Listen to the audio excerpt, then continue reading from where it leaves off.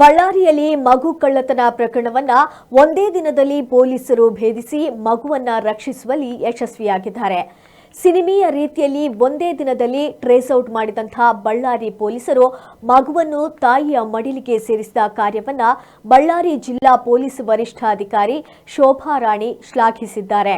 ಈ ಕುರಿತು ಮಾಧ್ಯಮದವರೊಂದಿಗೆ ಮಾತನಾಡಿದ ಅವರು, ಅಪರಿಚಿತ ಮಹಿಳೆಯೊಬ್ಬರು ತನ್ನ 1.5 ತಿಂಗಳ ಮಗುವನ್ನ ಶುಕ್ರವಾರ ಕಳ್ಳತನ ಮಾಡಿಕೊಂಡು ಹೋಗಿರುವುದಾಗಿ ಬೆಣಕಲ್ಲು ಗ್ರಾಮದ ಶ್ರೀದೇವಿ ಎಂಬವರು ಬ್ರೂಸ್ಪೇಟೆ ಪೊಲೀಸ್ ಠಾಣೆಗೆ ದೂರು ನೀಡಿದ್ರು. ದೂರಿನ ಪ್ರಕಾರ ಜುಲೈ 28ರಂದು ಮಹಿಳೆಗೆ ಬಳ್ಳಾರಿ ಜಿಲ್ಲಾಸ್ಪತ್ರೆಯಲ್ಲಿ ಗಂಡು ಮಗು ಜನಿಸಿತು.